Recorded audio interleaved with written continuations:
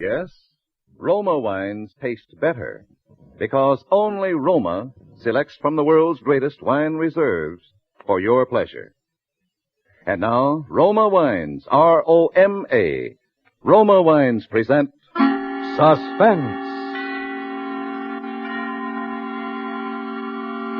Tonight, Roma Wines bring you Mr. Howard Da Silva in You Take Ballistics, a suspense play produced, edited, and directed for Roma Wines by William Spear. Suspense, radio's outstanding theater of thrills, is presented for your enjoyment by Roma Wines. That's R-O-M-A, Roma Wines. Those better-tasting California wines enjoyed by more Americans than any other wine. For friendly entertaining, for delightful dining. Yes, right now a glassful would be very pleasant, as Roma Wines bring you Howard Da Silva as Homicide Lieutenant Ed Harvey in You Take Ballistics, Cornell Woolrich's remarkable study of the police mind at work, which is tonight's tale of suspense.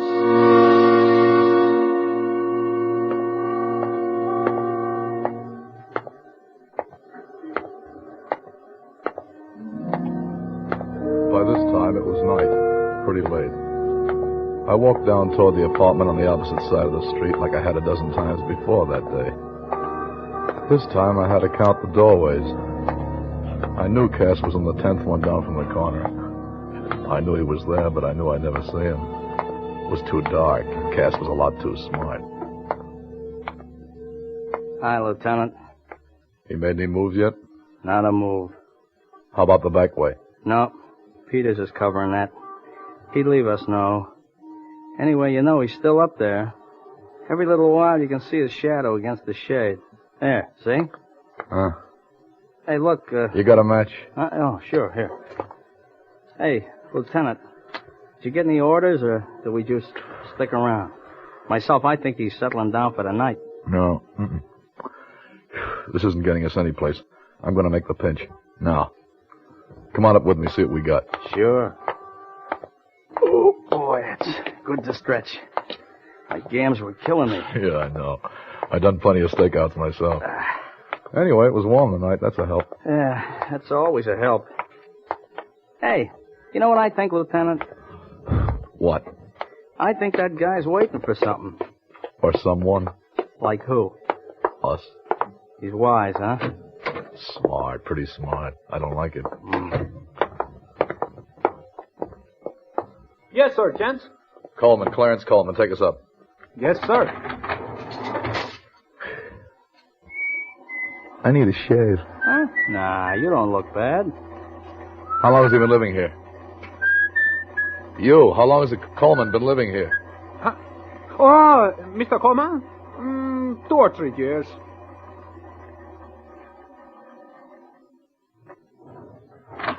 Second door We to know your... the way. What a dump, huh?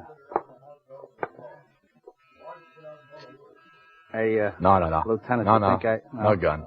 He won't give us any trouble. He's too smart. Your name, Coleman? Yeah. We're from headquarters. Okay. You want to come in, or you just want to talk to me where you are? We want to talk to you downtown, but first we want to come in. Come on in. Nobody's stopping you.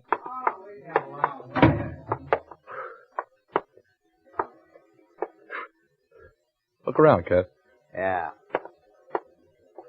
Suppose you guys got a search warrant. I suppose you got a witness that we don't. Go ahead, look.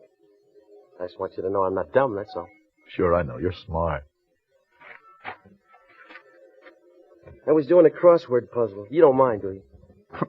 Well, go right ahead. I want to get that one down before I forgot. Cash, you find it? No. Do you own a gun? Why, sure. Where is it? Tell them to look in the bottom drawer of the bureau, and they're under my winter underwear. You hear that, Cash? Yeah. I got a license for it, too. You fired it lately? Yeah, sure thing. I got it. Here she is, Lieutenant. Look out, you don't rub off any prints. I told you we're smart. Maybe too smart. 38, one shell gun. When'd you fire it last? Right last night. Why should I lie to you? You're going to give me the nitrate test as soon as you get me downtown anyway. Right last night, huh? Right into Edmund Lombard's body? Wrong. Into the floor. Here. You got all the answers, haven't you? I only know what I know. Can't do better than that for my own brother. If you fired it into the floor, where's the crease?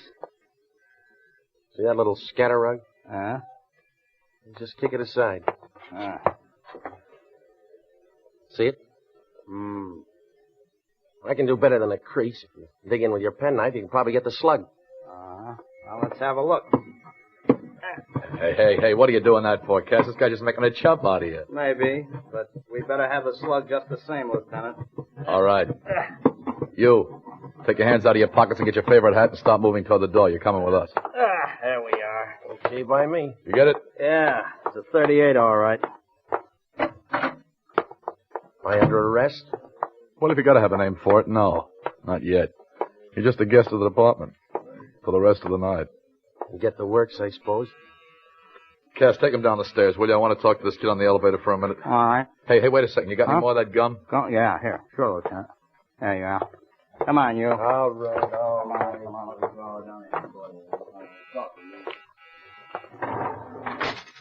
Yes, sir. Got a match? Oh, sure, I have. The gun go off anywhere in this building last night? Sure. His did. Who's, Coleman? Yeah. The people downstairs telephoned me, so I had to go up there. He fired into the floor by mistake. He was plenty scared. Hey, he in trouble? Nothing serious. Just a little thing called murder.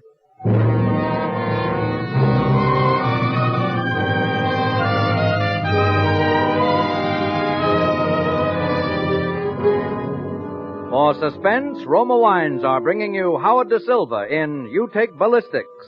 Roma Wines' presentation tonight in radio's outstanding theater of thrills, Suspense.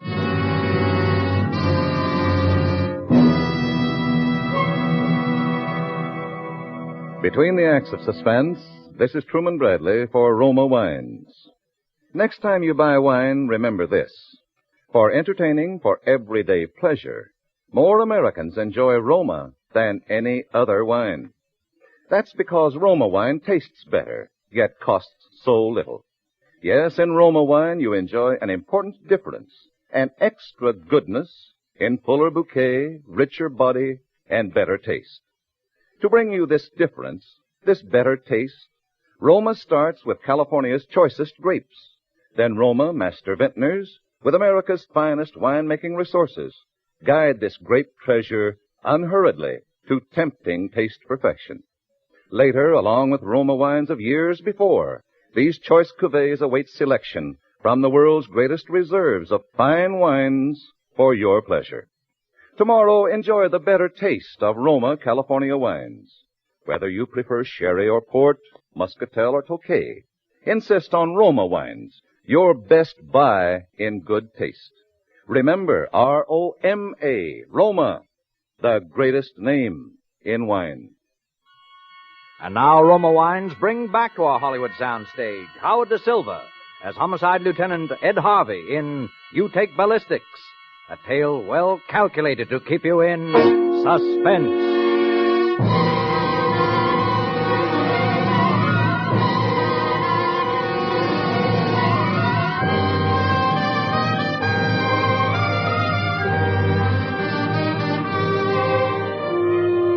I've been on the force for quite a while, and I've made my shares of arrests, big and small.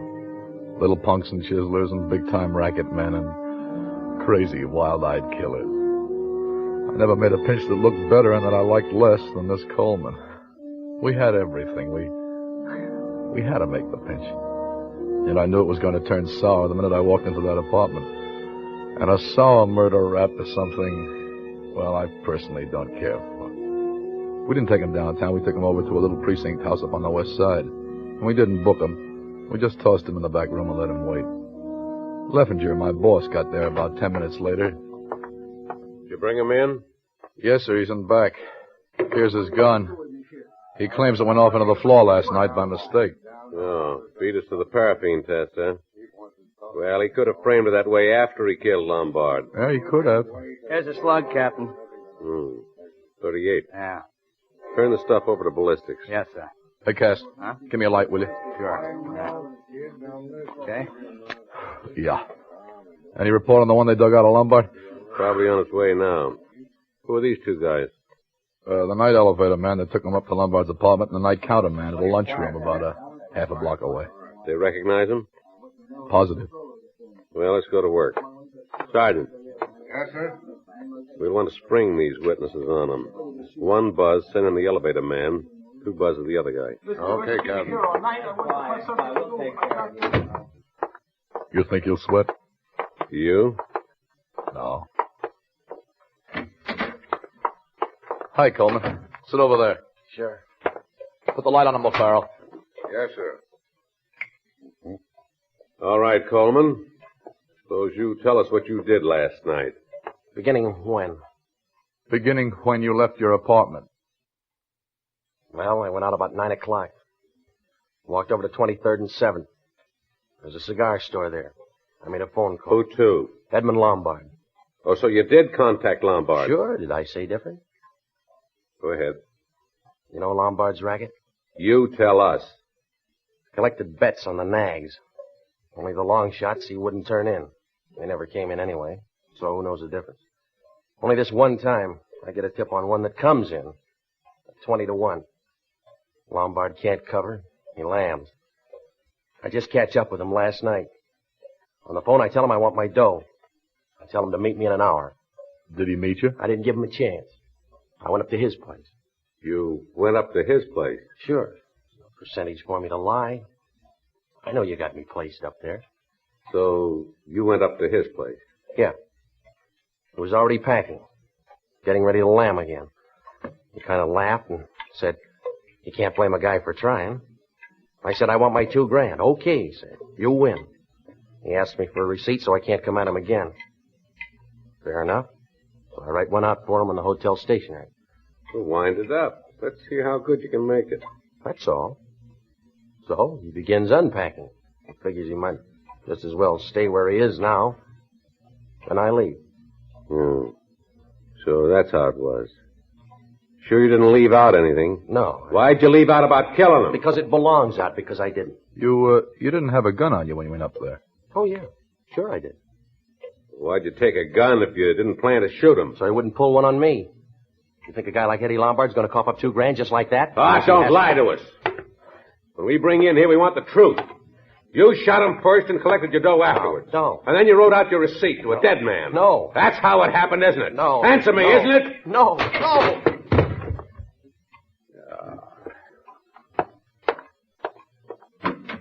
Cash. Yeah, Captain. Never mind those witnesses. He spiked them for us. Come on in here and give us a hand. Sure. Okay, bring him out of it. All right, come on. Come on, will you? Get up there. Why don't we give you something to pass out about? Now, why'd you tell him? You listening? Why'd you tell the nightman that Lombard was staying and not to bother about his luggage? Because I was afraid he'd go up there and Lombard might think it was me again and take a shot at him. Because he was dead in there and you wanted to get clear of the building before he was found. If I did, I didn't go very far. I stayed in the coffee shop down the block for 15 or 20 minutes afterwards. Look, what'd you do with the money you took off him after you killed him? The dough he gave me. Put it in the bank first thing this morning. Take over, Cass. All right. Come on, Harvey. No. Wait till I wash my hands. You know, I need a shave.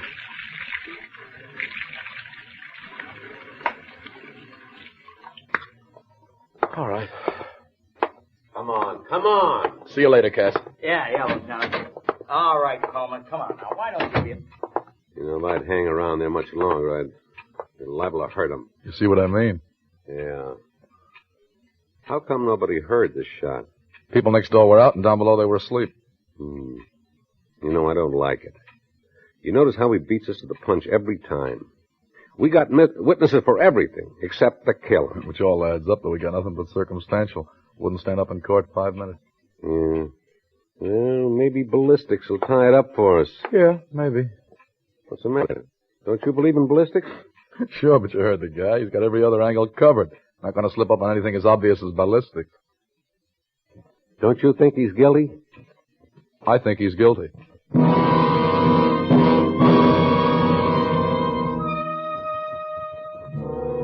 I went back up to Coleman's apartment.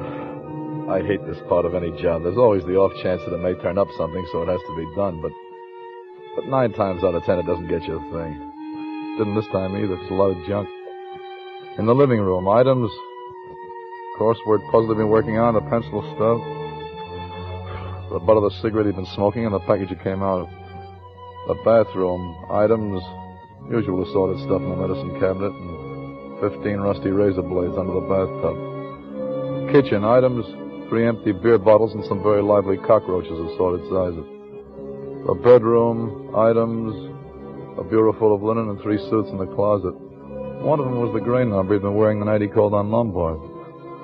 There was nothing in the pockets but a Canadian dime, a faded snapshot of a faded blonde, and a book of cigarette papers. I put the stuff from his pockets in a regulation brown envelope for no very good reason. Went back to the precinct. Leffinger was still there, biting his nails. Did you get anything? If I did, I don't know it. How's he doing? How's he doing? How are we doing? Lousy. Yeah, so far. You're still sure of him, huh? I was never sure of a pinch in my life. Listen, I'm going to let it go through on circumstantial. Ballistics will be sure to match his gun to the slug that killed Lombard, and that's enough to do it without anything else. I don't know. Say, what are you Yeah? Yeah, this is Leffinger. Well, it's about time. Well, you knew where to reach me. I told you I was going to bring him out here. Yeah? What? Yeah. Okay. Ballistics. Coleman's gun was a .38. I know that. Oh, you know that. Well, then maybe you know that the slug they took out of Lombard is a .32. So now what do you know? That does it. Yeah, it does it all right. No, I don't mean that. I mean he's our meat. He's the guy. You can't tell me different. I'm not telling you different, but ballistics is. And ballistics don't lie. You setting yourself up above ballistics? You take ballistics, I'll take human nature. That don't lie either. If you mean he did it with a .32 and then ditched it, you're wrong, because we checked all that. I know he didn't. Otherwise, he wouldn't have shot that slug into the floor. But the slug in the floor was a .38. Listen, Cap, I've called on aldermen, and state representatives, but even they get a little scared when you say headquarters. But not this guy. He was waiting for us. He was calm. He was doing crossword puzzles. He was too calm. No, he's too smart. He's got everything covered. He's been ahead of us all the way. He's our guy, I tell you. He's our guy. He's our guy. He's our guy. Well, go on out and prove it then. All right, don't take it out on me, Cap. I feel as bad about it as you do. Yeah, well, you're the guy with all the big ideas. Go out and do something about it. All right, how long will you give me? Tomorrow morning. You can't hold him forever without booking him, you know. Tomorrow morning? What am I going to do at this time? Look, make it noon, huh? Give me a chance, anyhow. All right, noon. And I'm stretching it for you. Yeah, thanks, Cap. Listen, wait a minute. You're not holding out on me, are you? I wish I was. I don't know a thing more than you do, Cap. I just know it's got to be our way, that's all. Yeah, gotta be. Hey, I think I'll take another look at him before I go. Oh, now listen, Coleman. We know you did it. Why don't you make it easy for yourself? Make it easy for you coppers, you mean? I know you guys. Anything for a pinch. What do you care if you got the wrong guy? All right. Okay, Cass. You can lay off. You got something? Yeah, the slug that killed Lombard was a .32. His gun is a .38. Huh? All right, throw him in a cell. We'll probably have to turn him loose in the morning. Morning. What's the matter with tonight? What's the matter? Don't you like it here? All right. But you'll have a sweet case of false arrest on your hands by morning. Remember that, copper, when you're back pounding a beat. Oh, I won't forget. You're smart. Got a match? Go on, have a cigarette. I got my own. Go ahead, have one. I wouldn't take a smoke from a copper if it was the last one before I die. You may have a chance to prove that someday. Yeah? Yeah. When you go to the electric chair.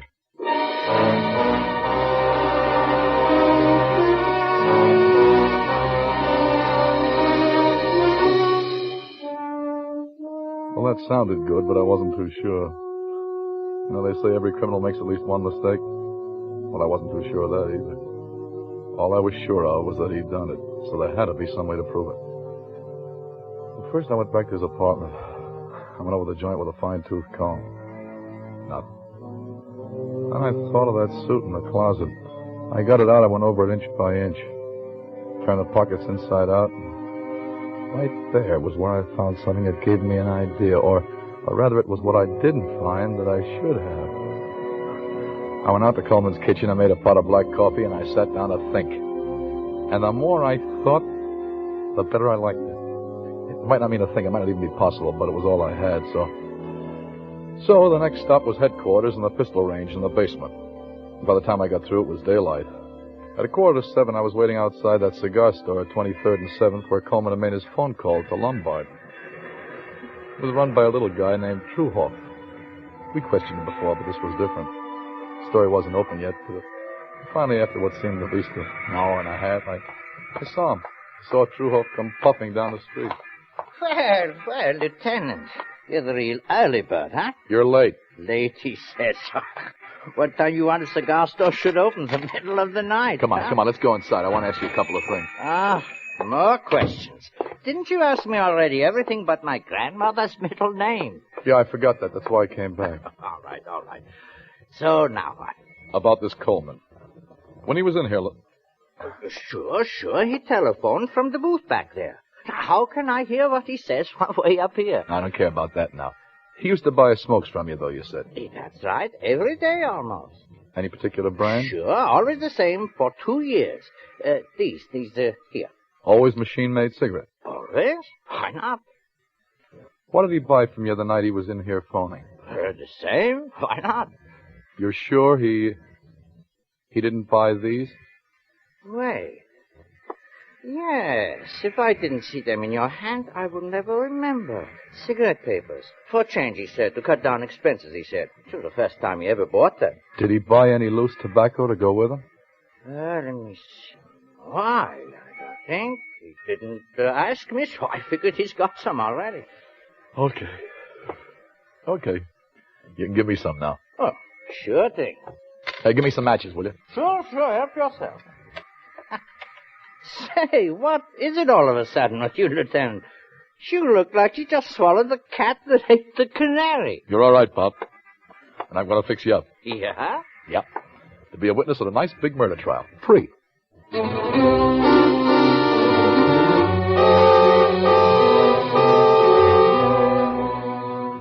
I went back to the precinct, but Leffinger had moved them to another one, over on the east side, on account of the 24-hour detention law.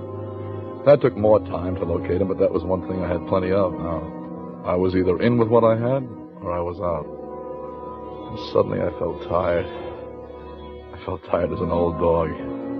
I tried breakfast, but that didn't help much, so I went on over to the east side. Leffinger was right on deck, cranky as ever, but I could see he was worried. We had this guy pretty nearly 48 hours, and the cops don't like to break the law any more than the next guy. Well, where you been all night, Bright Eyes? You look like you slept on a park bench. I didn't sleep anyplace. I've been using my brains. Why did you leave word you were going to move him? What's the difference? His next move is out. His next move is arraignment after what I'm going to show you. Great. I'm just in the mood for lantern slide. Let's have him in, huh? Yeah, bring him in, Johnson. Okay, Captain. Now, look, first I want you to watch how he rolls a cigarette. What are we doing now? Playing parlor games? Just watch him, that's all. And remember, I found these cigarette papers in the pocket of his suit. The suit he wore the night he went to see Lombard.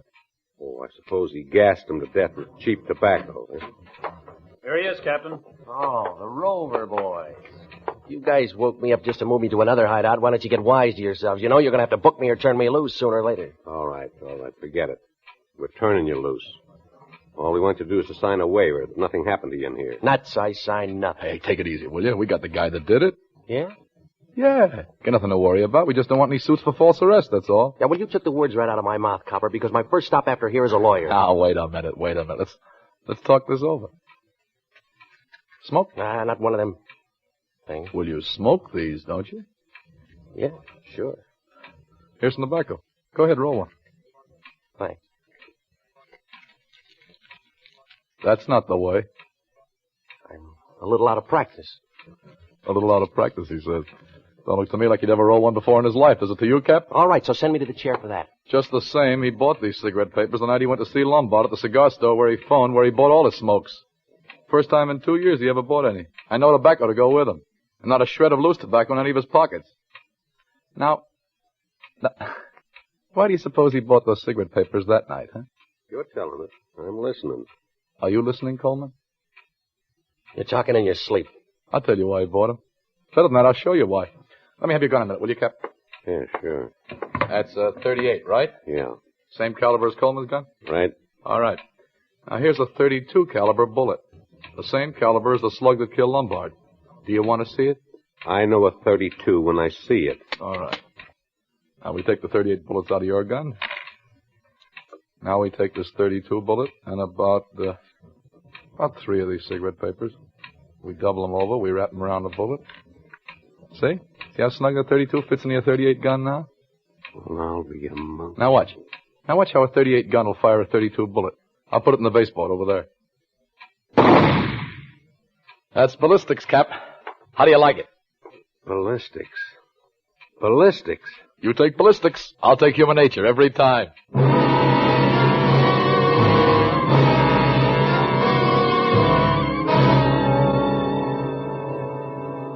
3 months later, Coleman went to the chair.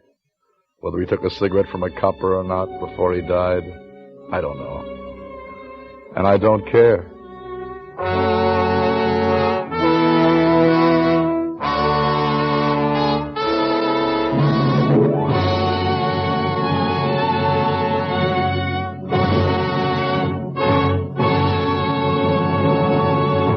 Suspense. Presented by Roma Wines, R-O-M-A. Roma, America's favorite wines. This is Truman Bradley, bringing back to our microphone the star of tonight's suspense play, Howard Da Silva. My compliments, Howard, on a grand performance.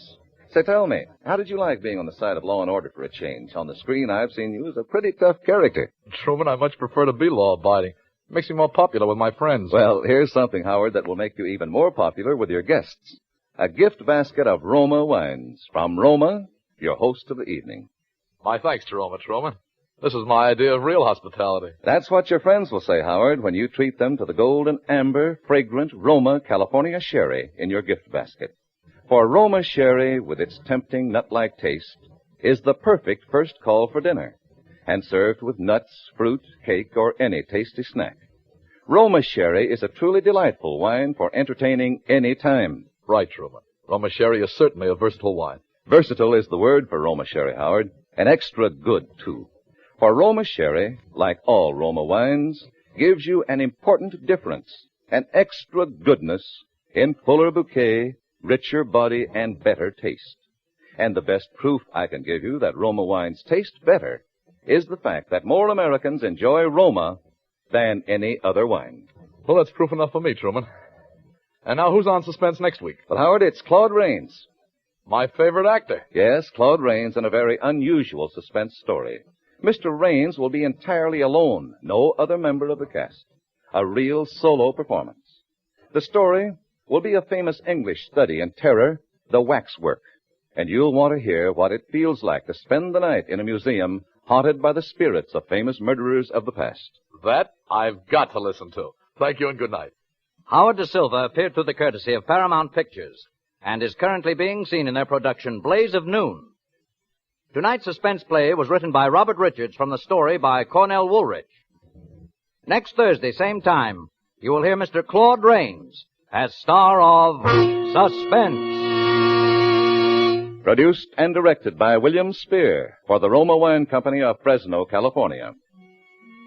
Buy your share of Easter happiness. Bring new life and hope to crippled children through Easter seals. Buy Easter seals today.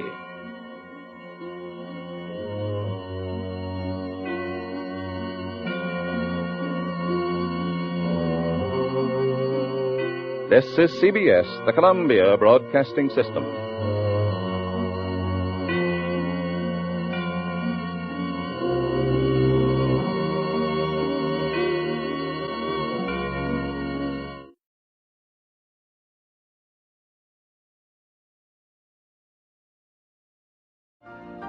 You've been listening to the OTR Gold Network. Find more classic radio at otrgold.com.